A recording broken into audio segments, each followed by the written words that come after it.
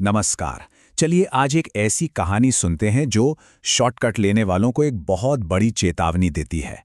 ये कहानी है उस आसान रास्ते की जिसकी कीमत बहुत भारी पड़ती है। कहानी की शुरुआत एक लाइन से करते हैं जो सब कुछ बयां कर देती है। एक ऐसा सौदा जहां आप जो मांगते हैं वो मिलता तो है, पर उसकी कीमत भी वसूली जाती है। तो कहानी है दो दोस्तों की। मंजिल शायद एक ही थी, पर रास्ते रास्ते बिल्कुल अलग थे। एक तरफ था मिथुन, जिसे लगता था कि मेहनत तो गधे करते हैं, असली खिलाड़ी तो शॉर्टकट से काम निकालता है। और दूसरा था उसका दोस्त राजन, जो भाई सीधी सादी मेहनत वाली जिंदगी में यकीन रखता था। मां के जाने के बाद तो मिथुन की हालत और खराब हो गई। उसे जल्दी अमीर बनना था, किसी भी कीमत पर। मेहनत उसे गुलामी लगती थी, बस फटाफट पैसा चाहिए था। और फिर किस्मत कहिए या बदकिस्मती, उसे एक पुराने अखबार ने कुछ ऐसा मिला जिसने उसकी दुनिया ही बदल दी। अंधकूप सिद्धि, एक ऐसी सिद्धि जो सिर्फ 5 रातों में आपकी हर मुराद पूरी कर सकती थी। मिथुन को तो लगा जैसे जैकपॉट लग गया हो। तो आखिर ये सिद्धि थी क्या? चलिए देखते हैं। ये था सीधा सीधा अंधेरे से किया गया एक सौदा, जो 5 रातों तक चलना था। देखिए, ये कोई मामूली पूजा पाठ नहीं था, ये एक बहुत ही खतरनाक अनुष्ठान था। 5 रातों का, हर रात एक नया कदम उसे उस अंधेरी ताकत के और करीब ले जा रहा था। और फिर आई वो 5वीं रात।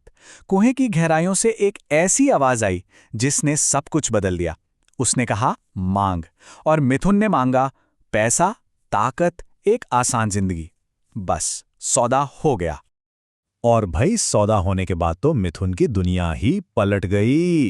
एक ऐसी पलटी जो किसी ने सोची भी नहीं होगी। सोचिए, रातों रात उसकी किस्मत ऐसी चमकी कि बस पूछिए मत। जुए में लगातार जीत, एक के बाद एक लॉटरी और बड़े बड़े सौदे। पैसा तो जैसे बरस रहा था। और सबसे बड़ी बात, जीरो मेहनत। उसने अपने दोस्त राजन को दी हुई पार्टी का वादा भी निभाया। लेकिन राजन, जो सच्चा दोस्त था, वो खुश तो था, पर उसे अंदर ही अंदर एक अजीब सी बेचैनी हो रही थी। वो जानता था कि इतनी आसानी से मिली कामयाबी अपने साथ कुछ लेकर आती है। कहते हैं ना, हर शॉर्टकट की एक कीमत होती है, और मिथुन की कीमत चुकाने का वक्त अब आ गया था। और जब किस्मत पलटी तो बहुत बुरी तरह पलटी। सौदे फेल होने लगे, जुए में सब कुछ हारने लगा। लेकिन बात सिर्फ पैसों की नहीं थी। उसे भयानक सपने आने लगे। घर में ऐसा लगता था जैसे कोई हर वक्त उसे देख रहा हो। हालत इतनी खराब हो गई कि उसे अपनी नई नवेली कार तक बेचनी पड़ गई। तो जिस आसान जिंदगी के लिए उसने ये सब किया था, वो अब एक जिंदा जहन्नुम बन चुकी थी। अब पूरी तरह टूट चुका मिथुन मदद के लिए अपने दोस्त राजन के पास भागा। और राजन उसे लेकर पहुंचा एक ऐसे इंसान के पास जो शायद इन काली ताकतों का राज जानता था, बाबा गोरखनाथ। बाबा ने मिथुन को देखते ही सब कुछ समझ लिया। उन्होंने बताया कि जिस अनुष्ठान को उसने किया है वो अधूरा था। उसकी सबसे बड़ी गलती अधूरा ज्ञान था। उस अखबार के टुकड़े ने उसे सबसे जरूरी बात तो बताई ही नहीं थी।